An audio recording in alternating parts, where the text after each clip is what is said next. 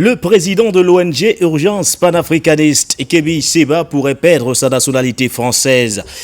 Selon un document du ministère français de l'Intérieur qu'il a reçu et partagé sur ses réseaux sociaux, il lui est notamment reproché de prendre dans ses déclarations une posture constante et actuelle résolument anti-française, ce qui peut donc porter gravement atteinte aux intérêts français. Kémi Séba est accusé de diffuser des messages particulièrement virulents, voire outranciers, contre la France, ses représentants et ses forces militaires, incitant notamment à la rébellion. Êtes-vous du même avis que le concerné qui qualifie cette démarche du gouvernement français de décoration de guerre? Élément de réponse assure dans un très court instant, aux côtés bien sûr de nos invités. Et puis en deuxième partie de cette émission, nous reviendrons sur la loi anti-LGBT récemment adoptée par le Parlement ghanéen, qui pourrait donc priver le pays de 4 milliards de dollars. La sonnette d'alarme a été tirée notamment par le ministre ghanéen des Finances, qui alerte sur les conséquences économiques d'une telle loi. Selon lui, l'État ghanéen pourrait se voir privé de toute manne financière relevant justement de ses financements internationaux. Une perte chiffrée à près de 4 milliards de dollars. Ces prévisions du ministère ghanéen des Finances auront-elles raison de cette loi anti-LGBT? Que fera le président ghanéen Nana Akufo-Addo? Cédera-t-il à ce chantage des institutions financières mondiales? On parle notamment du Fonds monétaire international ou encore de la Banque mondiale. Voilà autant de questions sur lesquelles nous revenons ce soir dans le cadre de cette émission du Point sur l'actualité. Bienvenue à tous.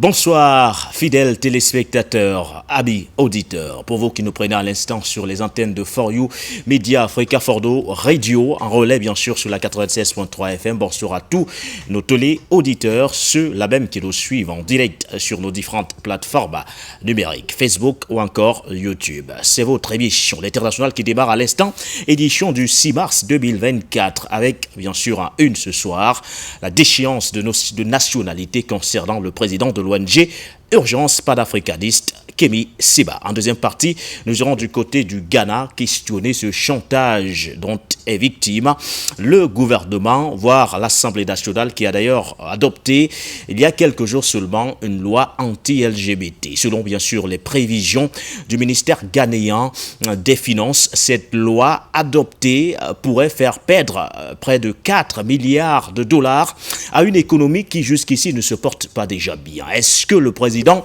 ghanéen va-t-il promulguer ou pas cette loi? De toutes les façons, les regards sont désormais rivés du côté d'Accra. Ceci aux côtés de nos invités de la soirée. Le premier de la liste, Abdul Aziz Konaté. Il est acteur de la société civile, un habitué des plateaux de For You Media Africa. Bonsoir à vous, Monsieur Konaté. Bonsoir, Monsieur Nguéné.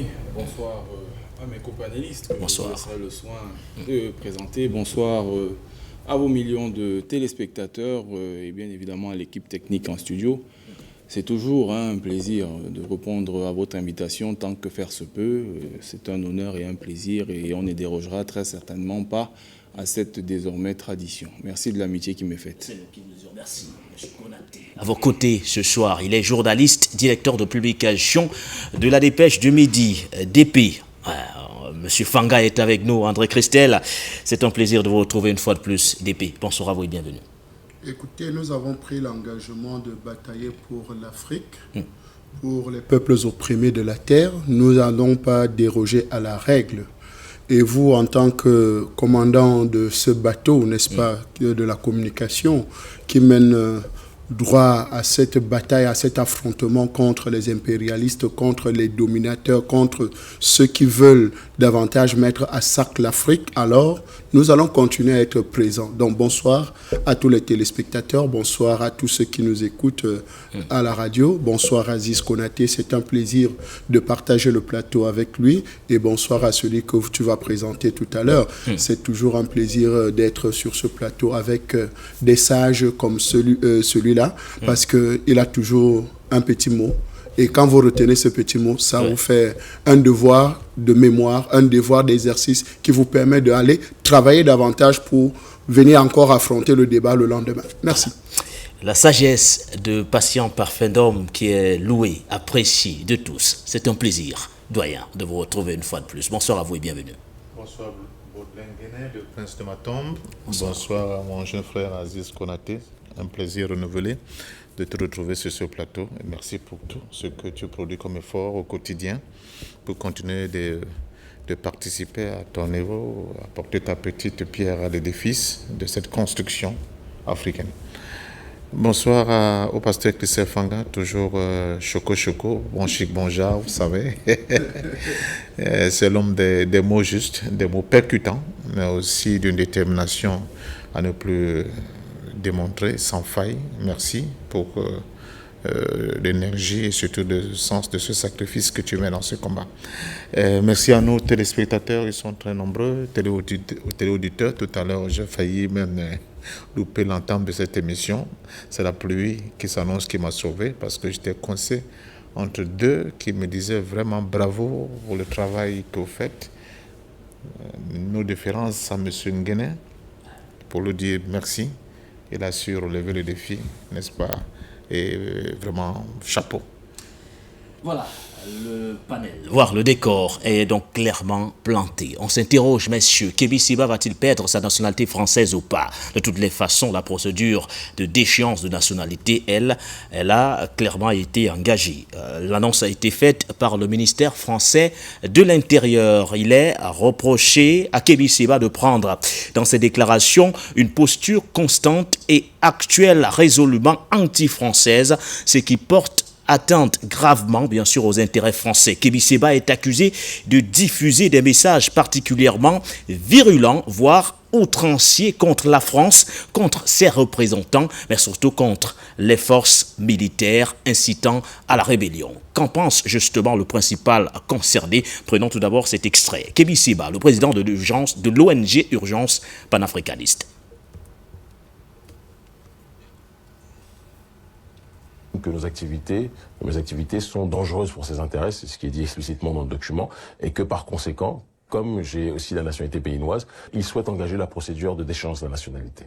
Alors on va être très clair. Il pose des conditions, on dispose d'un délai d'un mois pour faire des observations. Moi je vais vous dire les choses très clairement, personne ne va mendier leur nationalité. Personne. Et pour nous, c'est une grande médaille, je le dis très clairement, que le gouvernement français soit dans une démarche de nous attaquer de cette façon, parce qu'il atteste que le combat que nous menons gêne ses intérêts de 1, d'accord, et il atteste que les Africains, contrairement à tous les autres, dès lors qu'ils disent ce qu'ils pensent et qu'ils veulent obtenir leur souveraineté, deviennent des menaces pour les intérêts du gouvernement, pas du peuple, mais du gouvernement français. On ne m'en dira pas, on fera nos observations, très clairement, d'accord, et c'est un symbole pour tous les Africains et toutes les populations noires sur le territoire français ou les populations négro-africaines sur le continent, ou dans les territoires, entre guillemets, dits d'outre-mer, qui se rappellent que jamais la France ne traitera à égalité les nôtres. Ils ne font qu'apporter de l'eau à notre moulin. Ça ne nous empêchera pas de faire ce qu'on a à faire. Dans les 3/4 des pays où on voyage, c'est le passeport béninois que j'utilise. C'est que quand je vais dans les territoires d'outre-mer ou quand je vais en France faire des conférences ou en Europe, que en effet j'utilise le passeport français. Ils nous retirent cela. On reviendra de toute façon, quand on sera à la phase institutionnelle, on reviendra voir les nôtres. Et de toute façon, avec Internet aujourd'hui, on communique avec des gens qui sont des millions de kilomètres sans avoir même besoin de se déplacer. Donc c'est un coup d'épée dans l'eau. C'est une diabolisation qui en réalité nous sert beaucoup plus que le contraire. Objectivement, ils sont pas très futés du côté de l'Élysée. Donc un nouveau combat qui s'engage, mais qui est pour vous plus une distinction de votre travail. C'est un ballon d'or dans le cadre de la géopolitique. Or, dans le cadre de la géopolitique, les propos utilisés justement par Kébi Séba, premier tour de table sur la question, messieurs, Abdoulaziz Konaté a-t-il raison, justement, le président de l'ONG Urgence panafricaniste, de qualifier cette démarche de déchéance de nationalité, de médaille, voire de décoration de guerre au regard du travail qu'il fournit depuis plusieurs années maintenant? En tout cas, le mérite qu'on pourrait tirer évidemment d'une observation ou du moins d'une action comme celle qui vient d'être posée par le gouvernement français est clair, M. Nguéné. C'est que, effectivement, les actions qui sont menées par les différents acteurs, notamment les Africains de nationalité française, Et bien évidemment, les Africains eux-mêmes, à l'intérieur du continent, sont effectivement en bonne voie, sur le bon chemin. Parce que si jusqu'ici, il était encore besoin de pouvoir amener ou alors de pouvoir prouver un certain nombre de choses concernant la négation absolue de la coopération totalement abjecte et farfelue que mène la France, particulièrement sur l'Afrique subsaharienne, dans la zone dite franc. Il apparaît clairement qu'au travers de ce courrier, il y a des éléments sur lesquels aujourd'hui on peut s'appuyer de façon effective pour pouvoir soutenir le fait que ce combat-là qui est engagé par, pas que M. Kémy Séba, et bien d'autres, Franklin Yamsi, Nathalie Yam, et bien tous les autres Africains, que ce soit dans tous les domaines, les divers domaines, que ce soit dans le secteur anthropologique, économique, sociologique et autres, culturel. C'est le bon combat, c'est le bon bout qui est enfin tenu par les Africains et par les défenseur de l'Afrique.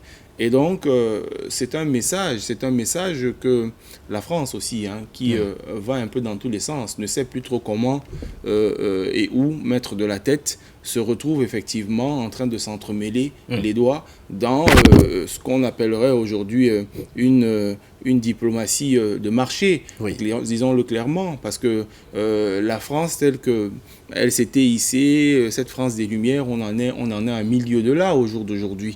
Et donc, clairement, quand on lit le communiqué qui a été fait à l'endroit, justement, le 9 février à M. Kémy Séba, ils font bien eux-mêmes de rappeler qu'il y a une communication qui va à l'encontre qui porte atteinte aux intérêts français sur le continent africain.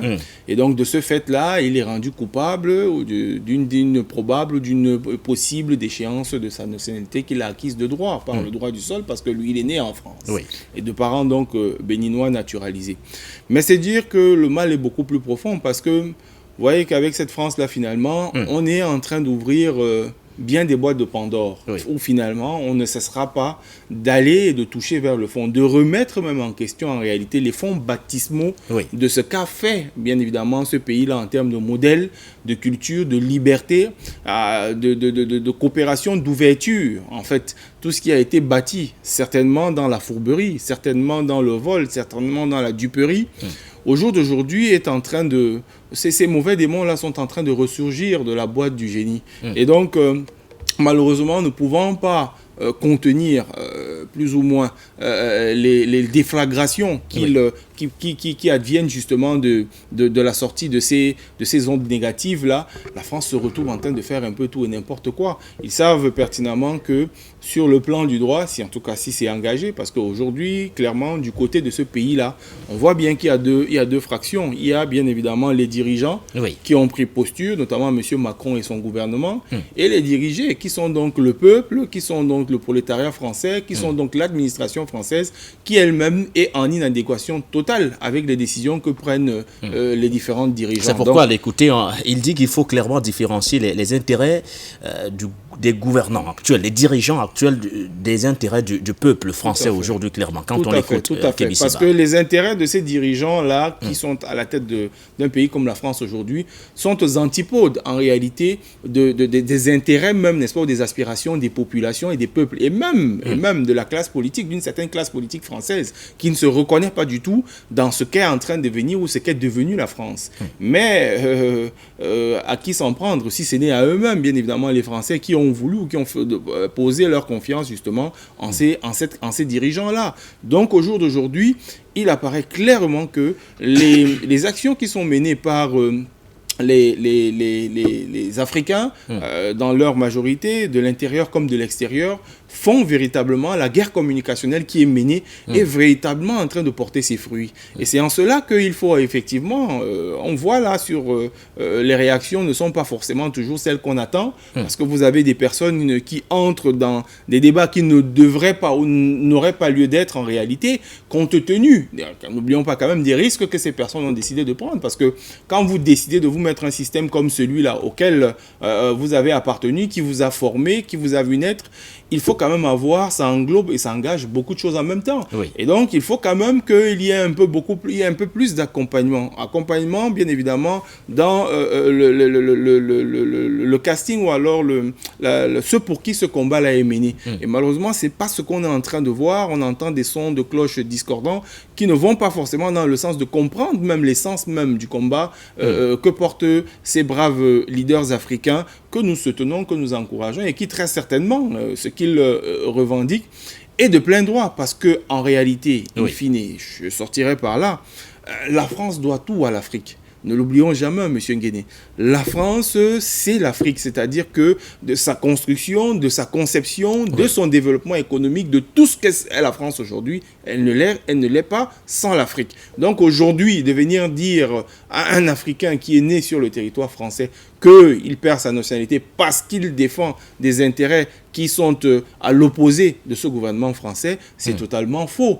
Ses intérêts n'ont jamais, et il a toujours été clair, M. Kémy Séba, il a dit son combat n'est pas contre le prolétariat français, son combat est contre les dirigeants français qui sont en train de continuer de spolier d'autres territoires, notamment, au profit des leurs. Et que, bien évidemment, à tout effort, toute frustration mériterait quand même qu'il y ait compensation. Oui. Et donc, au jour d'aujourd'hui, c'est pour cela que des personnages comme les Kémy Séba et bien d'autres se verront de plus en plus sortir au niveau de la société africaine pour continuer, et même la diaspora, et d'ailleurs surtout même la diaspora, parce que ce qui est en train de commencer du côté de la France, avec ce teasing qu'on est en train de faire sur M. Kémy Séba, si ça venait à passer, mais il y a bien des Français qui peuvent être sûrs que ça ne va pas s'arrêter à M. Kémy Séba. Oui. Et donc, à ce moment-là, vers quoi on sera en train d'aller, c'est quelque chose de beaucoup plus grave qu'il faut absolument taper du poing sur la table. Et il me semble qu'en ce sens-là, il y a déjà une organisation, en tout cas derrière les dernières informations que nous avons reçues, il y a déjà une structuration qui se met autour de cette question-là pour pouvoir porter les actes de droit nécessaires pour que, bien évidemment, cette cause-là ne puisse aboutir. Merci à vous, Abdoulaziz Konaté. André Christelle Fanga, une démarche de déchéance de nationalité plutôt logique, tout de même, au regard des prises de position de Kémy Séba aujourd'hui. D'aucuns estiment qu'il fallait nécessairement s'y attendre.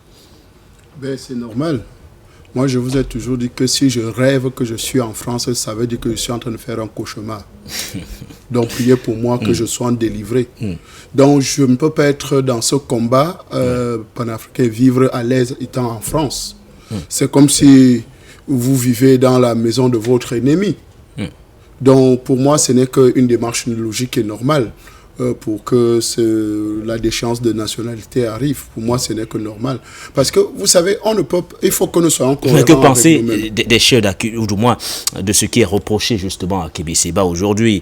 On parle, on qualifie ses propos d'outranciers, de virulents, contre notamment la France, ses représentants, ses forces de défense et de sécurité.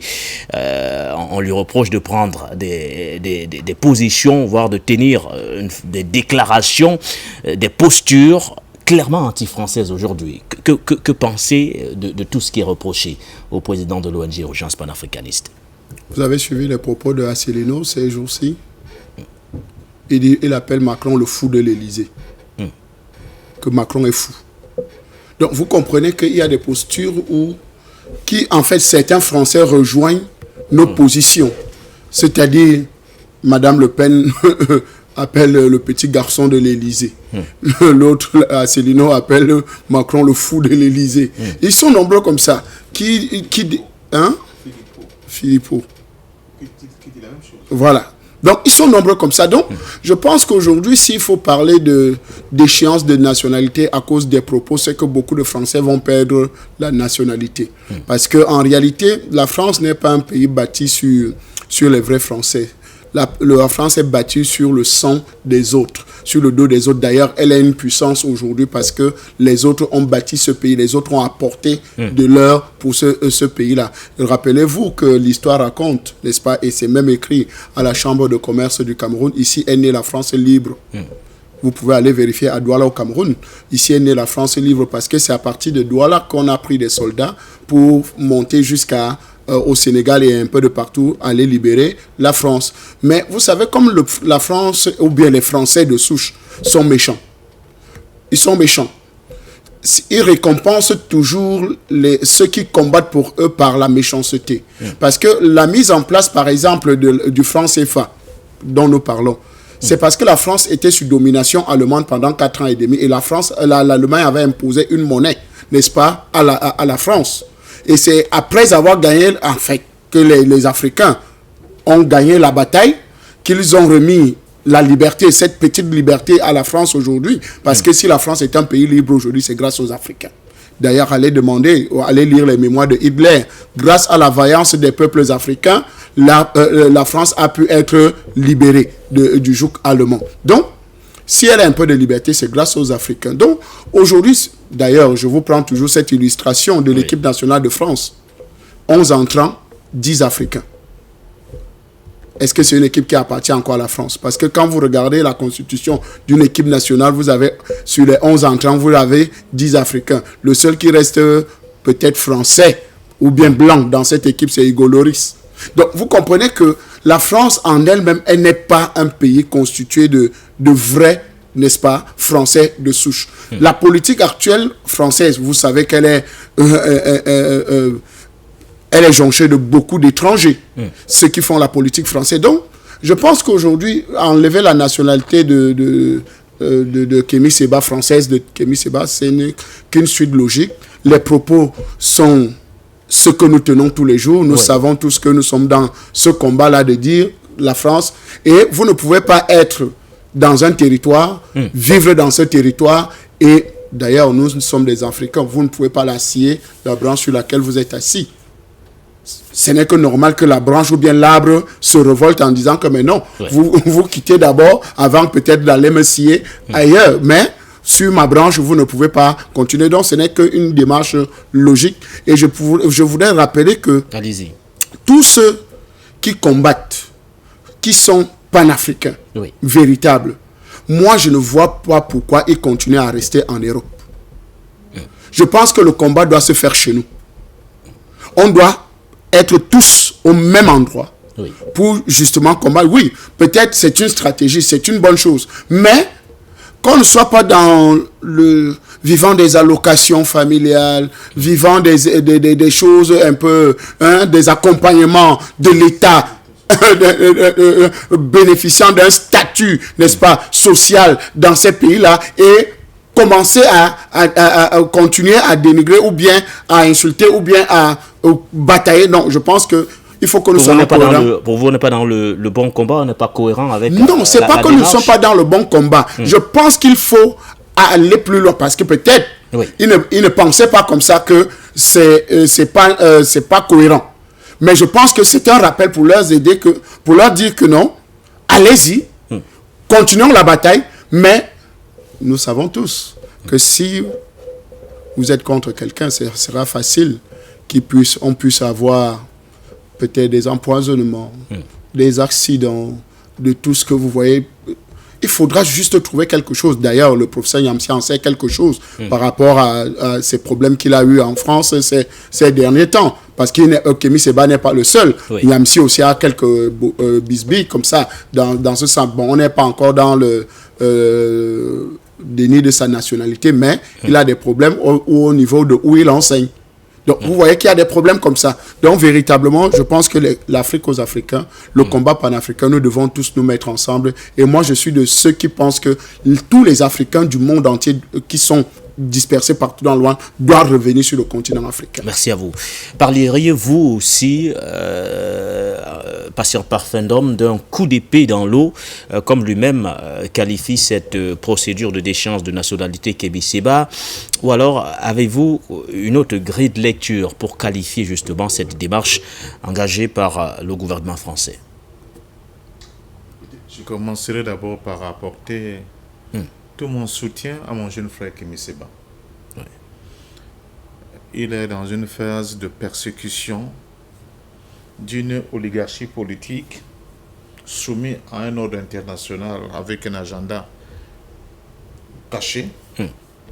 Et nous ne pouvons que lui apporter notre soutien. parce que le stress psychologique qu'il subit actuellement, de par cette déclaration de guerre contre sa personne. Pour vous, c'est une déclaration de guerre passée en parfendum? Bien sûr. Engager une procédure de déchéance contre Kémy Séba, vous assimilez cela à une déclaration de guerre? Écoutez, il y a beaucoup d'Africains, dont beaucoup qui m'ont formé d'ailleurs, qui ont fait des études, après le bac, ils ont obtenu une bourse d'études, c'était comme ça dans les années 50, ils se sont retrouvés en France, et qui ont fait de très bonnes études, ils ont terminé les études, et qui n'ont pas pris la nationalité française, pour le savoir. Et qui ont refusé radicalement de prendre cette nationalité, parce que ce pays-là opprimait, n'est-ce pas, leur peuple en Afrique. Mais le cas de Kémy Séba, il est autre. Il est né en France. Oui. Kémy Séba est né en France. Il n'est pas allé là-bas pour faire des études comme les autres. Il est né en France, donc il n'avait pas de choix. Il était obligé de prendre cette nationalité dès sa naissance. Oui. Donc il n'était pas en face d'un choix quelconque et il a fait ce choix-là, premièrement. Deuxièmement, nous sommes là face à une question de racisme. Racisme. Oui. Est-ce que cela rejoint ce que André Christelle Fanga citait, ou du moins tous les exemples que André Christelle Fanga citait tout à l'heure, parlant justement de ces leaders politiques qui tiennent des propos virulents, outranciers vis-à-vis des dirigeants actuels, mais qui aucunement ne sont inquiétés jusqu'ici? Est-ce que cela rejoint clairement, est-ce que vos propos rejoignent ceux d'André Christelle Fanga dans cet aspect du racisme passé en parfendum? Je vais plus loin. Nous sommes là face à une question de racisme. Parce que Fanga, tout à l'heure, il a employé un terme, il a dit français de souche. Est-ce que Sarkozy, c'est un français de souche? Est-ce que Sarkozy est un français de souche? Non. Hollande est un français de souche. Vous voulez qu'on commence à égrener les noms? Ils sont nombreux. Mais il ne viendra jamais l'idée d'un décideur français, parce qu'il a une opposition sur le plan politique avec ces gens qui ont notre peau que la peau noire, de dire nous allons le déchoir de sa nationalité. Donc c'est une question de racisme, purement et simplement. Ce double standard indique clairement que cette France, cette élite coloniale française a encore un problème avec la question raciale. Ne pas le dire sur cette question de Kémy Séba, ce n'est pas comprendre les enjeux profonds. Ce n'est pas parce que Kémy Séba est critique. Il y a d'autres qui le sont. Christelle a cité un certain nombre d'individus. Philippot dit qu'il est fou, qui dit que nous avons un fou à la tête de l'État. Nous avons de grands économistes français qui disent que ce gamin-là, il est contre la France. Les Jacques Beau, ils sont nombreux, il est même suisse. Mais il ne viendra jamais à l'idée de l'exécutif français de dire que ces gens-là ne doivent pas mettre pied en France, ils doivent être expulsés, je sais. Vous avez, en Angleterre actuellement, l'actuel Premier ministre, M. Sunak, qui est d'origine indienne. Mais il ne viendra jamais à l'idée de qui que ce soit, de dire que bon, on va. Pourquoi? Parce que Sunak défend les intérêts. Donc, bon noir est bon noir que celui qui défend les intérêts de cette oligarchie. Quand on leur donne des victoires dans le sport, c'est très bien. Vous êtes français. Vous êtes français. Mais quand vous essayez de dire la vérité sur le contenu néocolonial qui est toujours rampant, n'est-ce pas, dans la pratique et la philosophie de la gestion du pouvoir français, pour devenir un problème. Je dis que cette double standardisation de l'appréciation des valeurs en France pose un problème de cette élite-là. Et c'est pour cela que je pense que cette élite est, sur le plan de l'effectivité, de la capacité à diriger cette France-là, elle est en chute libre.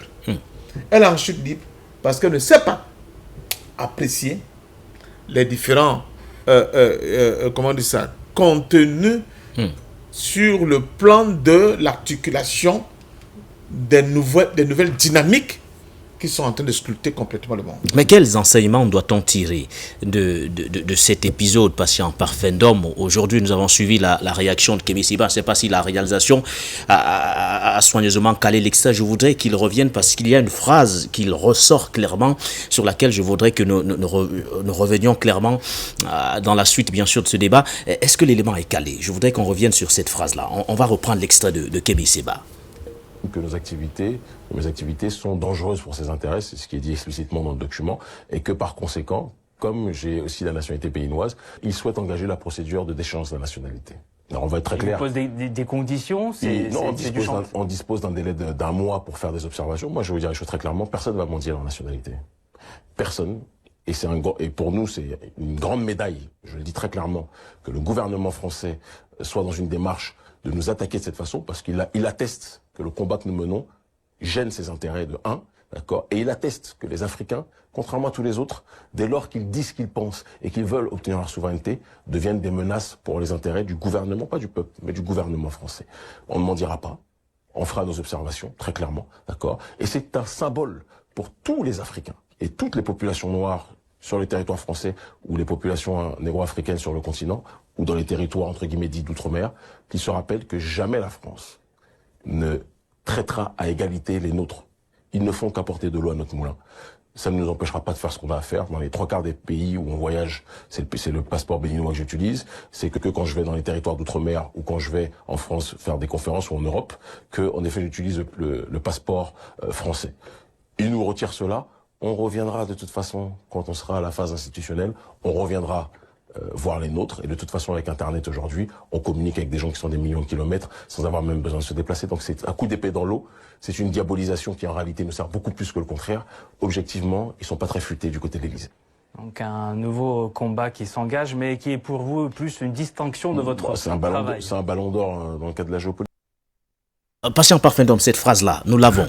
C'est un symbole pour toutes les populations noires sur le territoire français aujourd'hui. Il faudrait que ces populations-là se souviennent que cette France-là ne les prendra jamais au même pied d'égalité que tous les autres, de toutes les façons. Ça c'est sur cette phrase-là que je voulais qu'on revienne, revenant justement sur les principaux enseignements qu'il faudrait tirer de cet épisode. Mais c'est du racisme. Comment vous tournez en rond? Ce n'est pas parce que Kémy le dit autrement sans aller au fond. C'est mon jeune frère. Je suis dans ce combat et j'ai vu ses premiers pas, j'ai senti que c'est quelqu'un qui peut aller loin. C'est du racisme. On appelle ça en français du racisme. C'est-à-dire que si Kémy Séba était un blanc, on ne lui opposerait pas ses arguments. On lui oppose ses arguments aujourd'hui parce qu'il était noir. C'est simple. Aimé Césaire a dit, le drame de l'Afrique, c'est d'avoir rencontré la France sur son chemin. Il ne viendra jamais l'idée, n'est-ce pas, de M. Macron, de tenser un Européen, n'est-ce pas? Parce qu'ils sont nombreux. Hein? Tout à l'heure, tu citais les équipes de football. Tu dis que peut-être le seul Français, là, c'est... Même Hugo Lloris n'est pas un Français de souche. Ils sont nombreux comme ça, dans cette affaire-là. Donc, au-delà de la revendication panafricaine que pose Kémy Séba, il y a la question qu'un Noir n'a pas le droit de nous faire la morale, chez nous. Voilà le fond du problème. Or, ils oublient que si les parents de Kémy Séba se sont retrouvés en France, c'est parce que, justement, ils ont appliqué une philosophie coloniale au Bénin qui a poussé les parents de Kémy Séba de se retrouver là-bas. Je vous ai parlé tout à l'heure d'un certain nombre d'étudiants qui sont allés étudier là-bas. Donc, et c'est eux qui parlent d'une communauté de destin. Quand ils veulent, n'est-ce pas, nous baratiner pour raconter des conneries, et beaucoup d'Africains croient cela. Donc, je suis un peu gêné. Je crois que Kémy, dans le développement, dit on ne manœuvrera pas. Il dit on ne va pas manœuvrer cette et vous êtes gêné par ça? À la limite, comme disait l'autre, on les emmerde avec cette connerie-là, à la limite. Le problème, c'est que j'insiste sur un fait. C'est que si Kémy se bat par rapport à cette question, c'est pour davantage ouvrir les yeux à la communauté africaine, dont certains disent souvent nous narguer ici en nous disant, vous savez, moi j'ai le passeport Bordeaux. Hein. Écoutez, je ne suis pas dans vos histoires de coupure d'électricité au quotidien au Cameroun. Moi, j'ai ma sécurité sociale. Donc bon, écoutez, je m'en fous. Il faut leur dire que ce qui arrive à Kémy Séba, c'est le destin de tous les Noirs qui vont s'opposer de manière radicale à la politique française. C'est ça le fond du problème. C'est ça le fond du problème. Donc je crois que... le fond du problème, c'est le racisme, clairement. Non, au-delà du racisme, c'est que ce racisme trouve aujourd'hui de véritables Africains qui sont décidés d'en découdre et de dire 5 siècles d'esclavage, 1 siècle de colonisation, de plein siècle dans un néocolonialisme qui n'est pas son nom, avec cette monnaie nazie qu'on apprend le franc CFA que vous nous imposez, avec toutes ces réglementations bizarres, ces accords de coopération, ces accords militaires, et ce qui nous empêche nous aussi de faire éclore notre génie, nous ne pouvons pas l'accepter. C'est ça le cri que lance Kémy Séba. Alors, la tournée en Guadeloupe, je ne sais pas où là, mais c'est pour dire à la France décoloniser. Décoloniser, c'est ce qu'on vous demande. Vous ne pouvez pas avoir des colonies ad vitam aeternam, alors que c'est grâce à ces colonies que vous avez pu, n'est-ce pas, sortir de cette deuxième guerre mondiale. Je me souviens encore de Marshal Kettel, quand il a retrouvé celui qui était à la table au nom de la France, le nom va me revenir, qu'on appelait le bon Jean, ou bien le roi Jean. Il dit, mais celui-ci, il faut quoi là? Nous, on les a battus. La France a été écrasée par l'Allemagne en 4 semaines. 4 semaines, c'était fini. Si les gars n'étaient pas partis de Douala, ils auraient fait quoi? Rien du tout. C'est Zhukov sous instruction de Staline, parce que Torres a pris de Gaulle, il l'a mis là-bas pour dire qu'on est mort. On va signer la reddition de l'Allemagne, mais non, on n'est pas à la table. Il dit, pas de problème, je vais régler le problème. Vous là, il dit, donne les instructions à Zhukov, il faut qu'il soit à la table. Donc quand le maréchal allemand entre, il voit le français assis, il dit, mais c'est pas possible. Je peux accepter les Américains, les Anglais, les Russes, mais ceux-ci, on les a écrasés, ils nous sortent. Il faut le dire à Macron, il faut qu'il le sache. Donc c'est grâce aux Africains qu'il est assis là. Donc quand Kémy exprime tout ce qu'il exprime là, il s'appelait de Tassigny, l'entièreté de nom va me revenir, exprime ce qu'il exprime là, c'est qu'en réalité, il est en train de dire à l'opinion publique française que vous nous considérez, grosso modo, la loi nous considère grosso modo comme tous étant égaux par rapport à la loi, mais l'élite politique qui est là, pour elle, elle fait une classification. Oui. Il y a des citoyens à part, des citoyens entièrement à part, et des citoyens de seconde zone. Et le fond du problème, le fond de la classification, c'est-à-dire que qu'est-ce que tu fais ça? C'est la couleur de la peau. Je me souviens encore de ce but de Eto'o. Eto'o marque un but et il tape comme ça, il dit la peau là. C'est pour ça qu'on n'a pas fait un ballon d'or. Il faut comprendre que ce n'est jamais fini dans la tête de ce genre. Et ça fait partie du combat panafricain que nous menons éminemment. Si vous ne l'avez pas compris, alors tant pis pour vous. Ce n'est que parce que vous avez un petit document qui vous permet de vous balader de gauche à droite. Et que parce que, comme on n'a pas ce bout de papier, on n'a pas pu se balader, et vous nous traitez comme des moqueriens. Le combat que nous menons, papa, nous sommes tous dans le même bateau. Il faut que tout le monde le comprenne. Et nous disons aux Français, puisque vous avez commencé, attention, bravo. Nous sortons par là, pour ce premier jet doyen. Comme on dit chez moi au quartier, il y aura le retour. Le mal de retour, et il sera violent. Parce que nous aussi, on va commencer à imposer le refus de mettre le pied sur notre sol, de tous ces locodèmes-là, qui tiennent des discours racistes, des discours complètement désobligeants, mais surtout condescendants vis-à-vis de notre peuple. Parce que tout simplement, qu'est-ce que l'Afrique demande? Nous demandons justice vis-à-vis de notre peuple. C'est ce que Kémy Séba demande. Monsieur Macron, est-ce que c'est trop compliqué à comprendre? Donc voilà la problématique. Merci à vous. Patient Parfum d'Homme, que doit-il faire dans le cas précis, Abdoulaziz Konaté? Se battre pour un droit acquis à la naissance ou alors laisser tomber? Parce que quand on l'écoute, lui-même le dit, personne ne lui enlèvera cette nationalité, un droit acquis dès sa naissance. Que doit-il faire dans le cas précis? Écoutez, M. Nguedi, je pense que les choses sont suffisamment claires pour ce qui est de la France. Aucun Africain qui est né en France aujourd'hui, que ce soit d'une couleur de peau qui soit différente de ces Caucasiens qui y sont, ou alors que ce soit pour un quelconque autre motif, n'a le droit en réalité d'être remis en question sur sa paternité concernant ce pays-là. Quand on sait l'histoire intrinsèque qui lie ce pays-là au continent africain, je serais même tenté de dire que c'est de droit, et plus que même d'ailleurs, les Français de souche eux-mêmes, aux Africains aujourd'hui, d'avoir des droits dans ce pays-là. Parce que, sachez une chose, et peut-être beaucoup d'Africains, beaucoup d'Européens semblent être frappés du syndrome d'Alzheimer.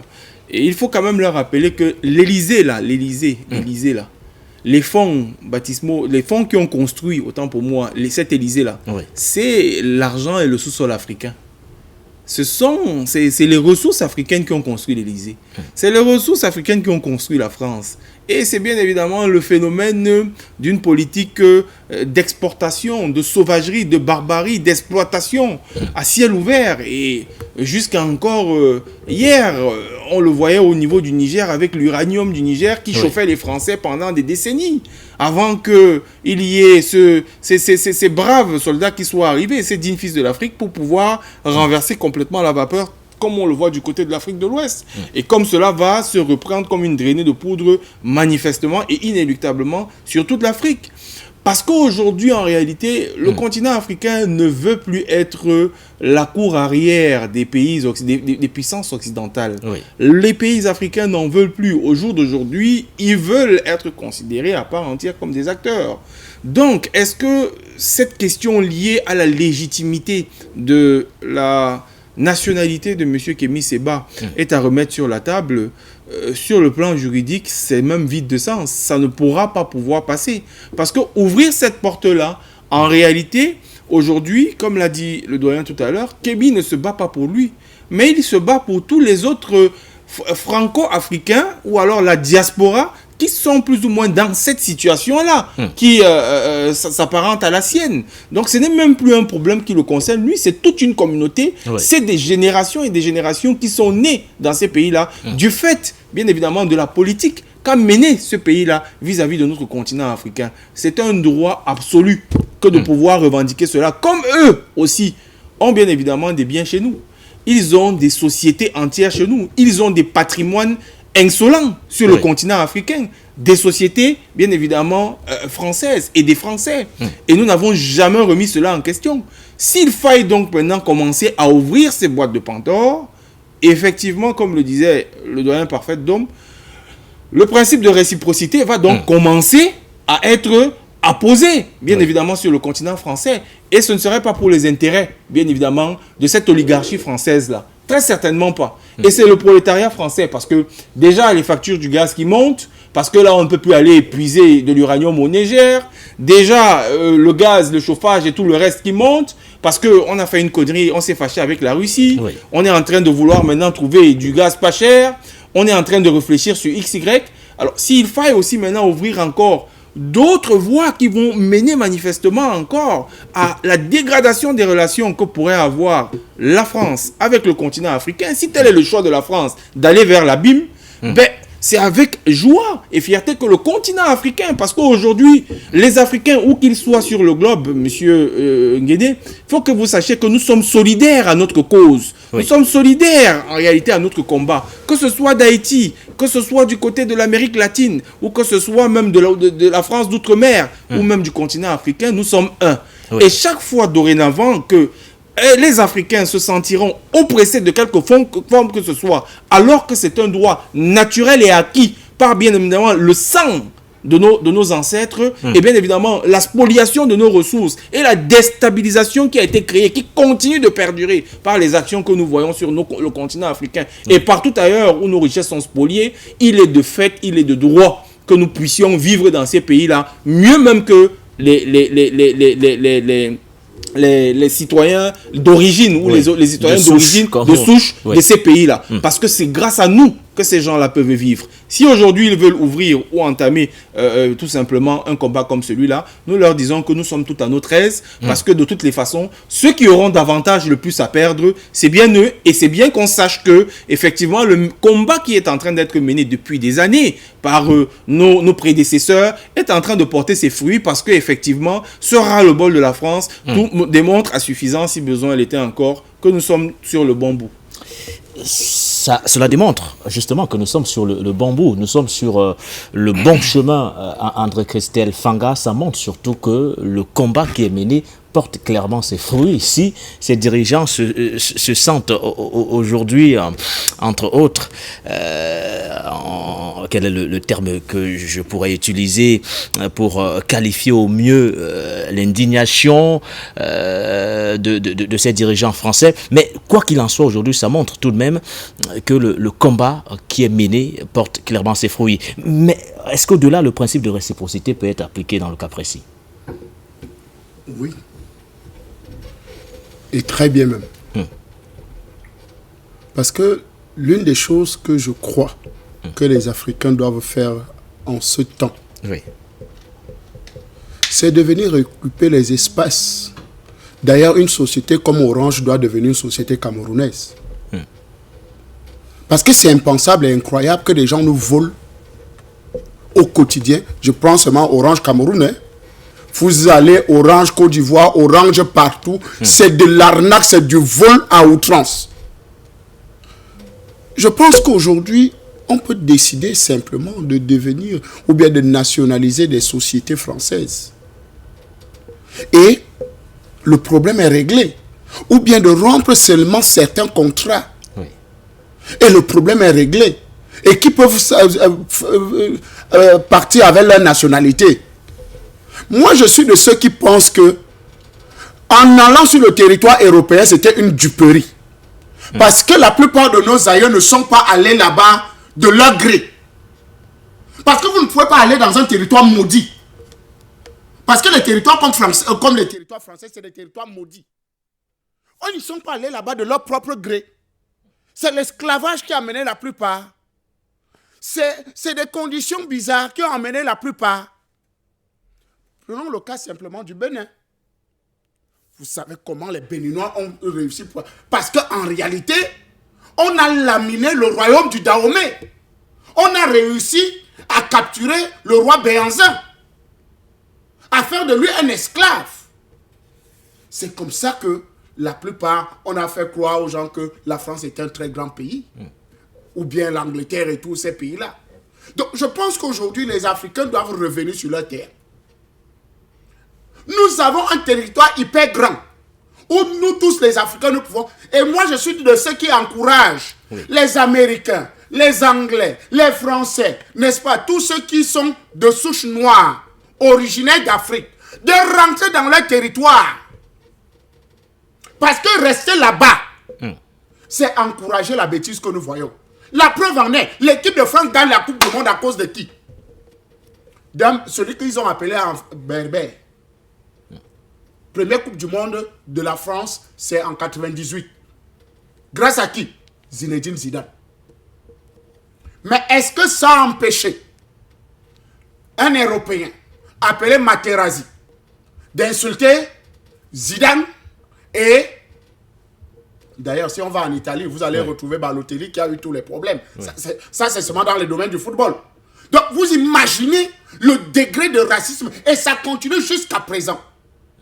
Et il n'y a pas de réaction. Donc, je suis de ceux qui pensent que... Oui. Et d'ailleurs, j'en appelle à tous ces grandes stars du football, du cinéma, noirs, s'il vous plaît. Créons la Coupe du Monde des peuples noirs. Créons le cinéma des peuples noirs. Créons des choses qui vont concerner rien que les Noirs. On verra si les Blancs là vont encore exister. On verra si Hollywood va encore exister. On verra si, vous appelez quoi, la Champions League sera encore un championnat. Si cette Coupe du Monde qui se vante avec là sera encore une Coupe du Monde. Comment est-ce possible? L'Europe aujourd'hui ne peut pas... Tous les championnats européens ne fonctionnent que grâce à la vaillance des peuples noirs. Dans tous les championnats européens. C'est nous qui animons ces championnats. Mais on nous traite comme des gueux. Vous avez vu comment on a... C'est Gana Gueye. Il y a un footballeur là. Il dit ça Gana Gueye à l'époque. Il a refusé simplement de porter... D'ailleurs, je crois que le deuxième thème devait être dans ce sens-là. N'est-ce pas? Le truc LGBT. Parce qu'à cause de ses valeurs culturelles et religieuses, qu'est-ce qu'on ne lui a pas dit? Comment il n'a pas été sanctionné? Regardez Paul Pogba. Paul Pogba est suspendu 4 ans pour une seule chose. Parce que lors d'une conférence de presse, il a pris une bouteille de Heineken, il a mis de côté. Tous les problèmes de dopage de Pogba ont commencé. Vous savez que Heineken est l'un des plus grands sponsors actuellement en Europe du football. C'est-à-dire Champions League et tout le reste là. Donc, vous comprenez que les problèmes sont profonds. Nous pouvons nous organiser parce que c'était une grosse tromperie. Quand nous sommes allés chez eux, c'était une grosse tromperie. Parce qu'on nous a amenés en esclavage. Nous ne sommes pas allés là-bas parce qu'on pensait que c'est le paradis. C'est des territoires maudits. Les États-Unis sont des territoires maudits. La France est des territoires maudits. Nous devons revenir au paradis. L'Afrique, c'est le paradis. La preuve en est, regardez comment on dessine l'Afrique dans la géographie, dans la map monde. C'est un petit territoire comme ça. On dessine les États-Unis comme ça. On dessine la France, on dessine le continent européen, alors que l'Afrique englobe tout ça. En matière de population, en matière de territoire, en matière de richesse. Pourquoi ne pas tous décider un matin de revenir dans notre continent? C'est les terres qui manquent.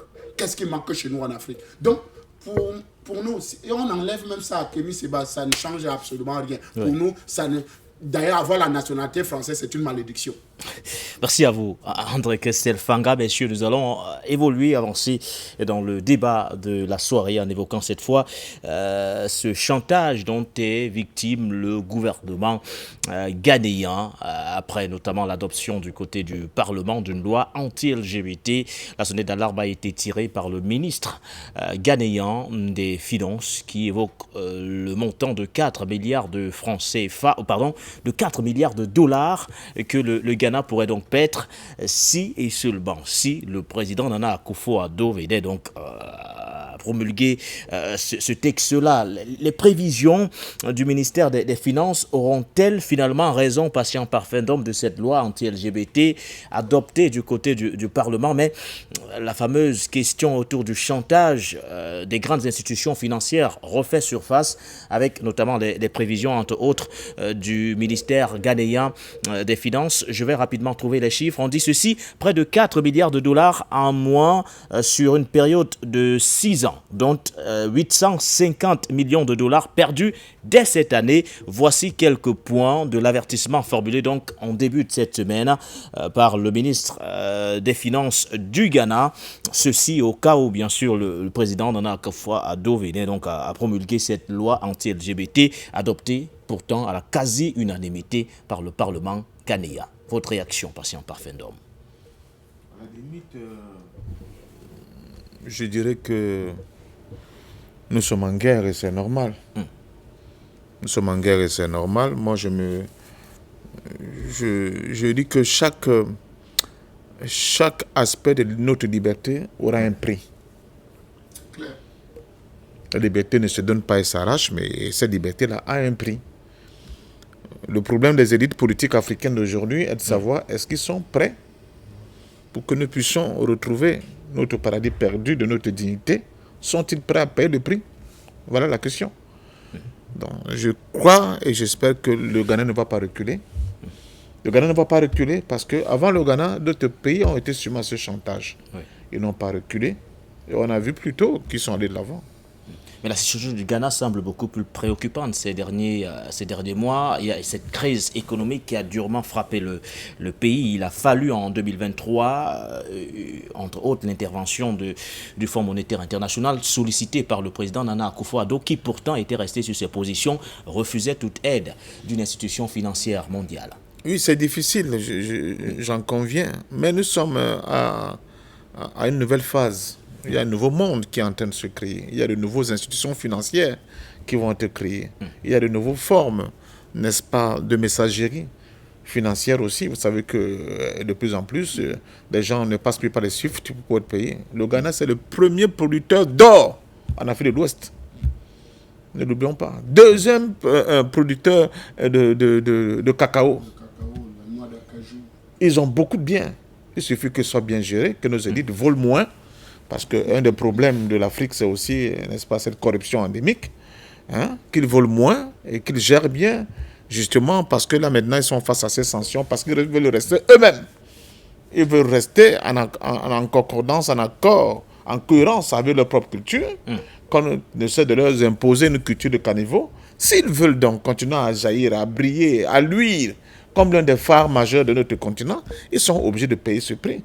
Mais je crois qu'il y a un retour de bâton, justement parce que le Ghana saura résister au FMI par rapport à ces menaces et à ces occasions qu'on lui lance, n'est-ce pas, dans ce sens-là. Peut-être qu'ils vont attirer des gens dont les valeurs correspondent aux valeurs de Ghana et qui comprendront que là, c'est un véritable pays des hommes intègres qui sont décidés à protéger leur propre culture et qui viendront investir. Je vous dis qu'il n'y a pas que le Fonds monétaire international et la Banque mondiale qui financent des projets dans le monde aujourd'hui. Il y a beaucoup d'institutions. Oui. Vous avez déjà entendu parler de la finance islamique.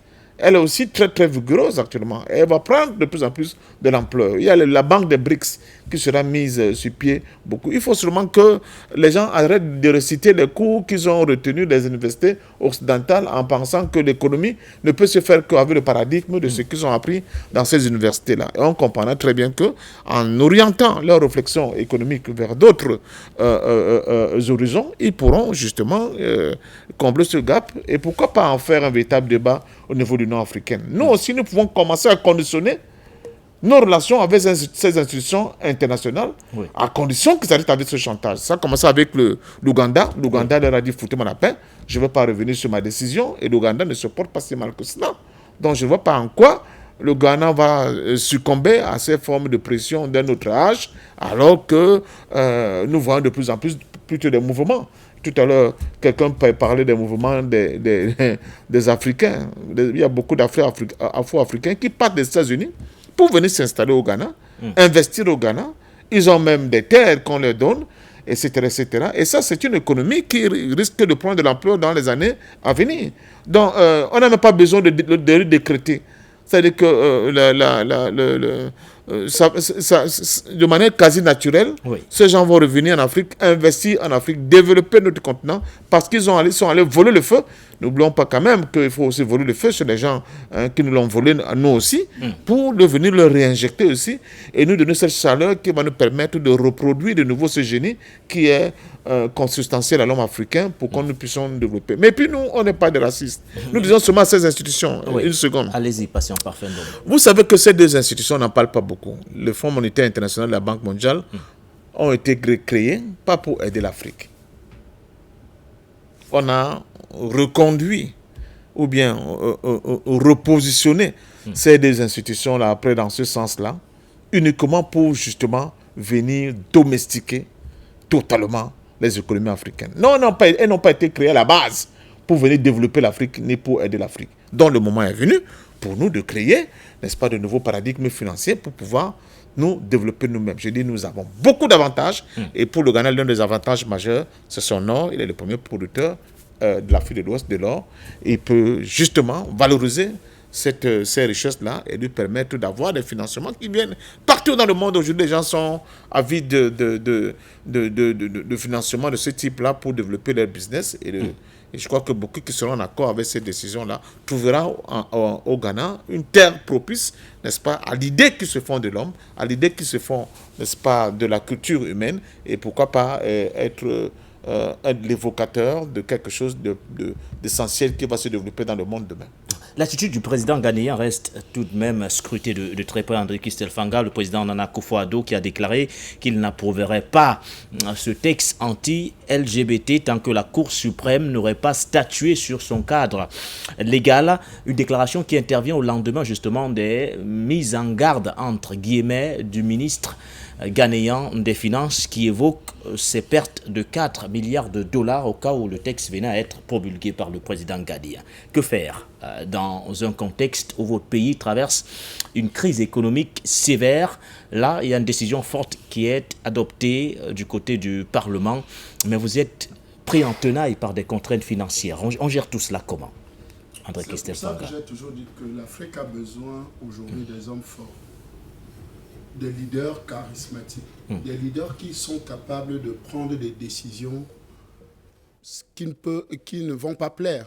Et je voudrais vous rappeler une petite vidéo, Macron, Nana Akufo-Addo, dans une conférence de presse, où Nana Akufo-Addo dit à Macron, l'Afrique n'a pas besoin de l'aide au développement.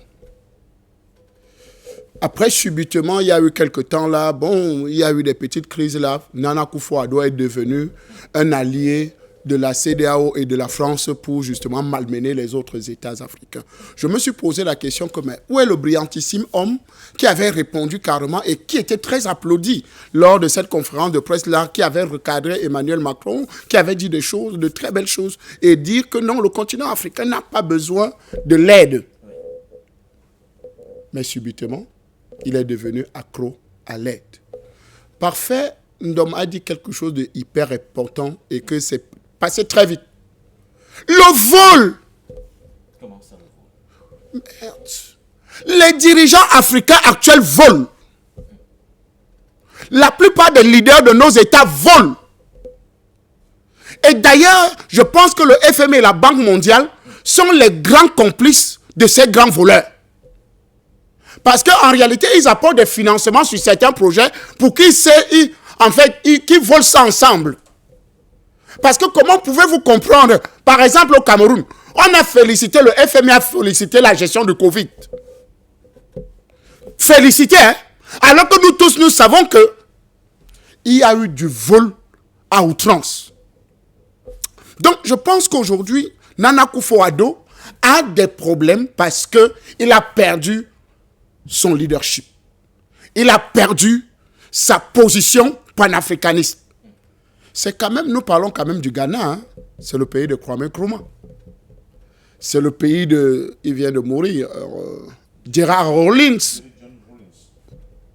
Ah oui, ce pays, il y a eu un moment où la corruption avait gangréné ce pays. Gerald Rawlings était obligé de prendre des décisions drastiques qui ont remis le pays sur les rails pour que les hommes politiques encore, les politicards qui sont revenus là, n'est-ce pas, au pouvoir, ont replongé encore le pays dans cette même crise. Comment un pays où il y a de l'or, la noix d'acajou, le cacao, toutes ces matières-là vraiment, qui travaillent, devient un pays qui commande maintenant au FMI.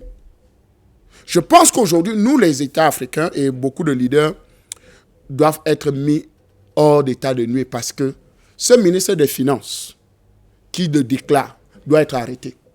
Il fait son travail. Mais je vous dis qu'il doit être arrêté. Sur les risques. Je dis bien, il doit être arrêté. Parce qu'il ne peut pas conditionner l'État à obéir aux injonctions, n'est-ce pas, du FMI, en pensant que c'est la seule voie du salut. S'il y a juste un peu de rigueur dans le pays, dans la gestion des ressources, comment le Ghana ne va pas devenir une mastodonte économique? Comment nous faire croire que non? Si on ne reçoit pas l'aide du FMI, c'est terminé. Ça me fait référence à un certain président actuel qui était directeur général adjoint du FMI, qui nous a dit que les privatisations étaient incontournables. D'ailleurs, on a tout fait pour liquider toutes les sociétés, les fleurons, n'est-ce pas, de l'industrie africaine. Parce que soit sous le prétexte que non, si on ne privatise pas, on va tomber en faillite. On a privatisé. On est où aujourd'hui?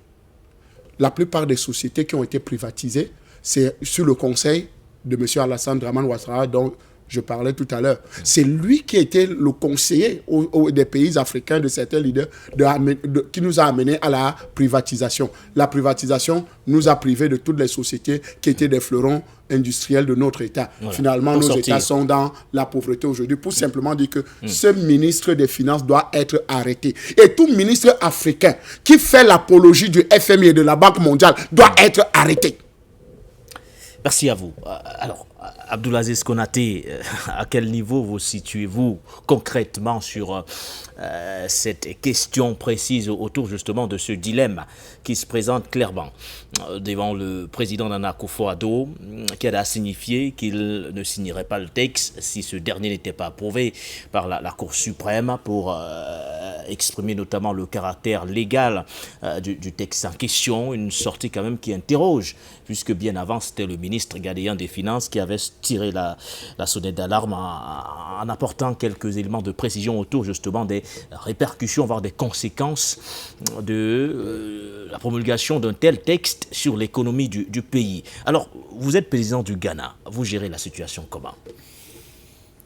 Écoutez, monsieur Nguéné, sur ma table, j'ai 1 million de tonnes de cacao que je produis par an. Sur ma table, j'ai 300 à 400 000 tonnes de bauxite que je produis par an. Sur ma table, j'ai 180 000 tonnes d'aluminium que je produis par an. J'ai sensiblement 900 000 hectares de terres cultivées de manioc et j'ai du bois que j'exporte.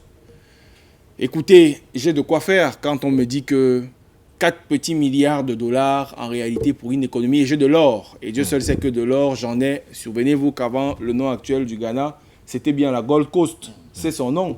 Et elle porte très bien son nom quand on ne l'appelle pas Gold Coast pour rien.